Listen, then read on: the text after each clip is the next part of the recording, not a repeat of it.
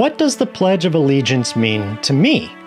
I pledge. To pledge is to make a promise, to stand in agreement with. Allegiance. Now this is loyalty, whether you're an alien or a natural-born citizen. To the flag. The flag is a symbol for this country representing heaven and goals with which we aspire. It is a beacon of light. The original 13 colonies, the current 50 states, and the purity, innocence, valor, bravery, vigilance, perseverance, and justice of the American ideals.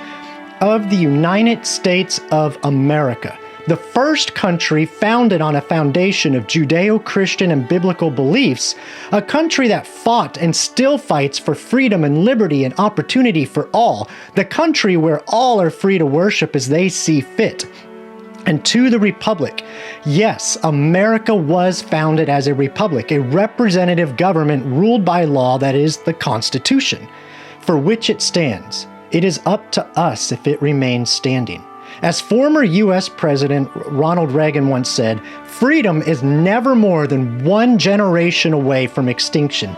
We didn't pass it on to our children through the bloodstream. It must be fought for, protected, and handed on for them to do the same, or one day we will spend our sunset years telling our children and our children's children what it was once like in the United States where men were free and one nation.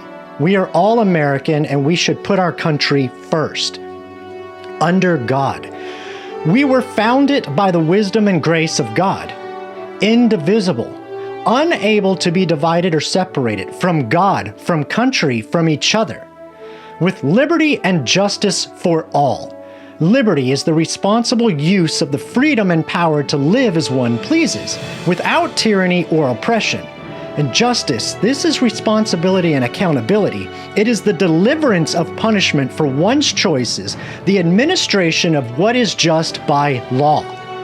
America was the first nation in the modern world to understand natural-born, God-given, inalienable rights and freedom for all, and for its founders to risk losing everything, even their lives, for this bold and taboo wisdom. America was the first nation to truly guarantee freedom of speech and religion for all citizens. America is unique in its welcoming of immigrants to become citizens of this great nation just by believing in the founding American ideals. And America offers more generosity for struggling nations and poor, distressed, and oppressed people in the world than any other nation. And much more. As former United States Secretary of State Colin Powell once said, "We, that is the United States of America, have gone forth from our shores repeatedly over the last 100 years, put wonderful young men and women at risk, that is our military family, many of whom have lost their lives, and we have asked nothing except enough ground to bury them in." But there comes a time when soft power or talking with evil will not work here. Unfortunately, hard power is the only thing that works. We have seen these sorts of evil leaders before. We have seen them throughout history, and they are still alive today. There are still leaders around who will say, "You do not have the will to prevail over my evil." Now, I recite the pledge to my country and flag because I understand the true meaning of this symbol, the truth about the biblical and religious influences on the foundation of this country and its revered documents. That as a republic, we might be free under that all-important golden triangle of freedom that we get to choose if we are American or not. That there is one true God and He has granted such mercy and blessings on this nation and on our lives that united we stand, divided we fall. That liberty means responsibility and accountability, and that mercy may be granted by the person affected, and that it comes from a humble heart by choice. But justice is to be administered to the individual for his own personal choice and actions.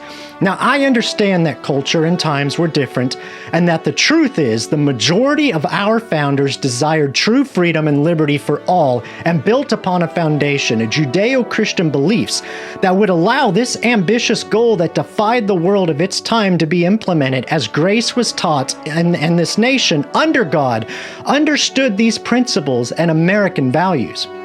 Now, I understand that if justice was truly enacted for all, then we would all be punished, for we have all fallen short. But a nation under God can also choose to enact mercy. As Colin Powell also stated, our record of living our values and letting our values be an inspiration to others, I think is clear, and I don't think I have anything to be ashamed of or apologize for with respect to what America has done for the world. And to that, I would also add, I don't think I have anything to be ashamed of or apologize for in understanding the concepts of personal responsibility and accountability, nor with respect to what God has done for me and this nation. And this is why I so proudly stand when I hear the national anthem. I proudly put my hand over my heart and repeat the words, I pledge allegiance to the flag of the United States of America and to the republic for which it stands, one nation, under God, indivisible, with liberty and justice for all. Happy Independence Day, America, and may God continue to show mercy and bless the United States of America.